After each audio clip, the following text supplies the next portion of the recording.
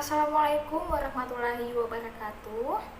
Yang saya hormati Bapak Eko Bambang selaku dosen pengampu mata kuliah terapi wicara pada LPM dan juga teman-teman semuanya yang saya cintai dan saya banggakan.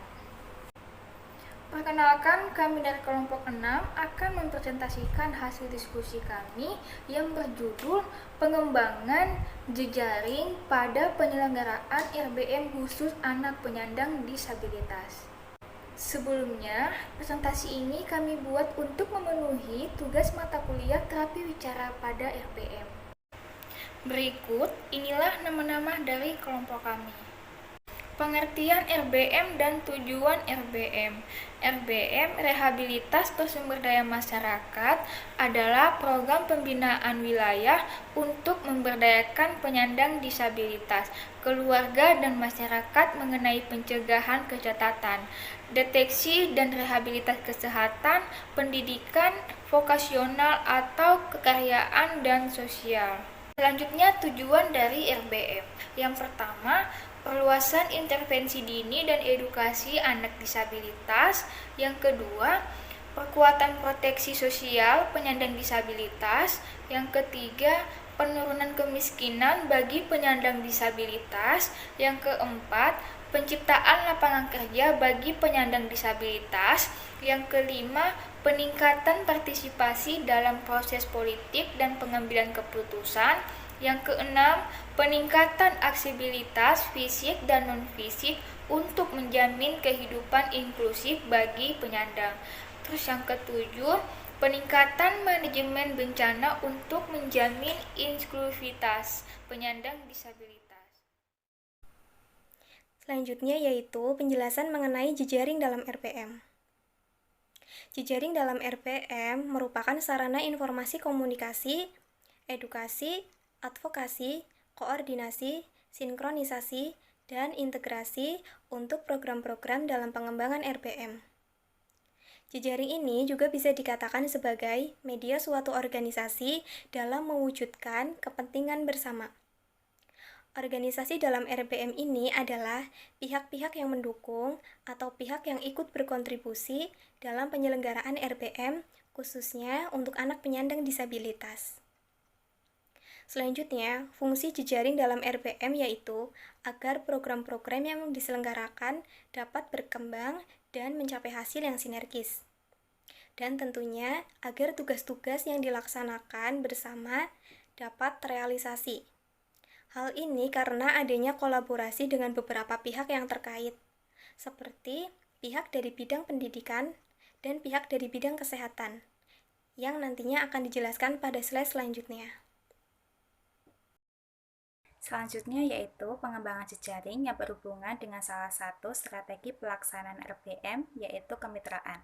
Kemitraan adalah strategi dalam membangun kerjasama, kepedulian, kebersamaan, kesetaraan, dan jejaring kinerja serta kemitraan antara pemerintah pusat dengan pemerintah daerah, masyarakat, organisasi sosial, dunia usaha, dan stakeholders lainnya dalam penyelenggaraan rehabilitasi sosial.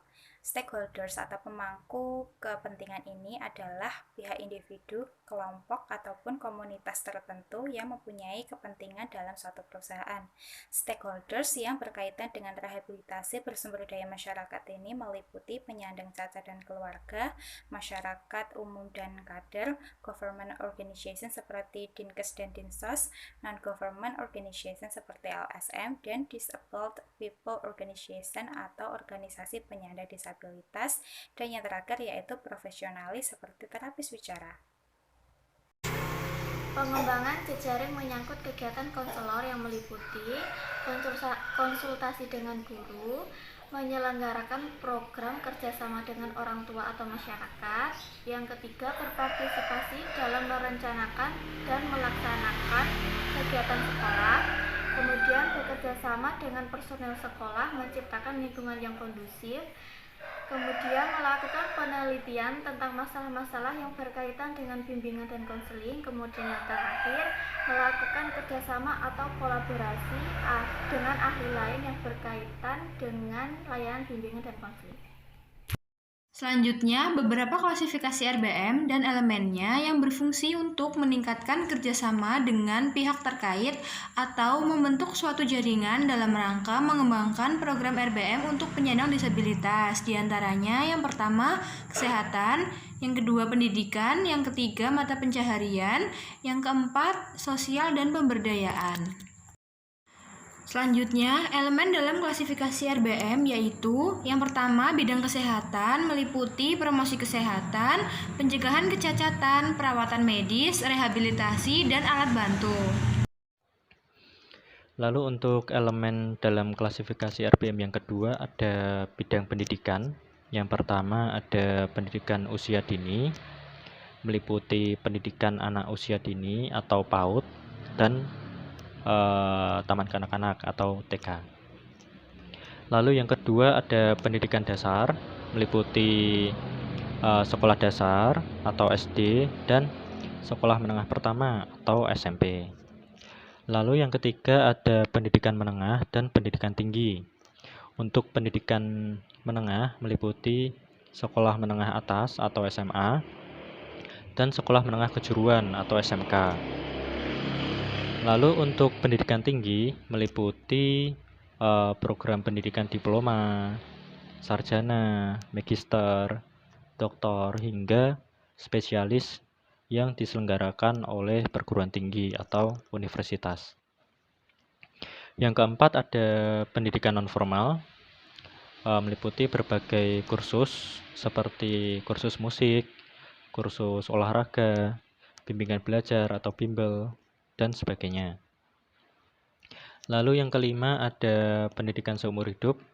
Nah, untuk pendidikan seumur hidup ini merupakan sebuah konsep di mana sebuah pendidikan dapat dilaksanakan dimanapun dan kapanpun tanpa dibatasi oleh usia, serta tidak diberlakukannya perbedaan tingkat sosial dalam sebuah pendidikan.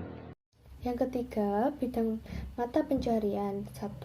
Pengembangan keterampilan penyandang cacat. Hal ini sangat penting bagi para penyandang cacat agar mereka dapat hidup dengan mandiri. Yang kedua, ada wirausaha.